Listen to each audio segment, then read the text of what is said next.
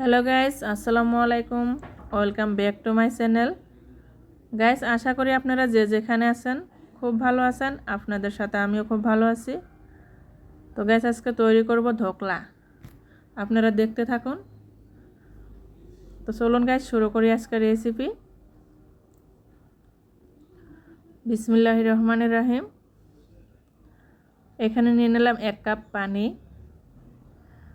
2 চা চামচ চিনি, একটু লেবুর রস, তারপর 1 বাটি বেসন।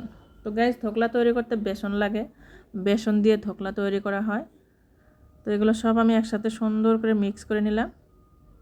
ধোকলা তৈরি করার জন্য একটা ব্যাটার তৈরি করে নিলাম। তো এখানে দিয়ে দেবো একটু সাদা তেল, লবণ, বেকিং সোডা আর অল্প হলুদ গুঁড়ো। হলুদ গুঁড়োটা দিলে ধোকলাটার কালারটা খুব সুন্দর হয়। তো এগুলো সব আবারও ভালো করে মিক্স করে নিলাম।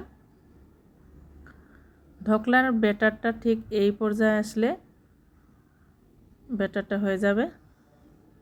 তো গ্যাস হয়ে গেছে আমার ব্যাটার তৈরি করা। ধোকলার ব্যাটারটা খুব ভালো করে মিক্স করে নিতে হয়। এখন এটা আমি একটা বাসনে সুন্দর করে ঢেলে নিলাম। একটু টেপ টেপ করে নিলাম যাতে ব্যাটারটা হাওয়া ঢুকে না থাকে। হাওয়াটা বের করে নিলাম। এখন এটা আমি 15 মিনিটের মতো ভাপা দিয়ে নিব। গ্যাসে একটা ফ্রাই প্যান বসায় ফ্রাই প্যানটাতে একটা স্ট্যান্ড দিয়ে 1 গ্লাস পানি দিয়ে দিছি। তো গ্যাস হয়ে গেছে আমার ধোকলাটা তৈরি করা। ধোকলাটা তৈরি করতে বেশি টাইম লাগে না, 15 মিনিটের মতো ভাপা দিলে ধোকলাটা সুন্দর সিদ্ধ হয়ে যায়। তো গ্যাস দেখুন কি সুন্দর কালারটা হয়ে গেছে। এখন আমি ধোকলাটা ডিমোল্ড করে নিব।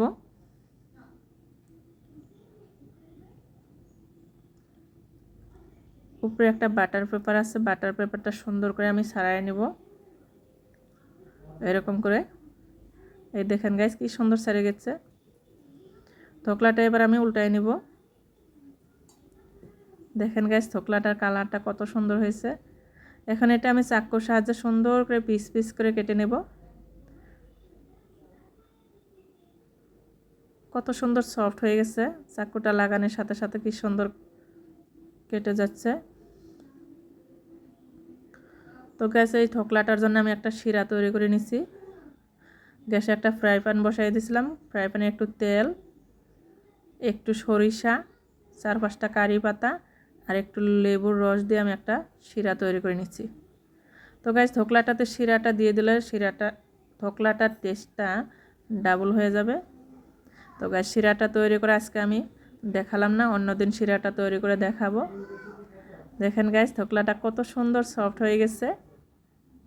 তো গাইস আমার এই ধোকলা বানানোর প্রসেসটা যদি আপনাদের একটু ভালো লাগে থাকে, আপনারা আমার চ্যানেলটাকে সাবস্ক্রাইব করবেন, লাইক কমেন্ট শেয়ার করবেন। আপনারা আমার সাথে থাকবেন, সুস্থ থাকবেন। তো গাইস হয়ে গেছে শিরাটা দিয়ে দেওয়া। দেখেন ধোকলাটা আরও কত সুন্দর সফট হয়ে গেছে, আরও ফুলে গেছে। তো গাইস আপনারাও এরকম করে ঘরে ধোকলা তৈরি করে খাবেন। আমার এই প্রসেসগুলো সুন্দর করে ফলো করবেন। দেখেন কি সুন্দর একটা ধোকলা তৈরি করে ফেলাবেন। তো গাইস হয়ে গেছে আমার ধোকলার পুরো প্রসেস। আসসালামু আলাইকুম গাইস, আজকের জন্য বিদায় নিচ্ছি। দেখা হচ্ছে আগামী ভিডিওতে। খোদা হাফিজ।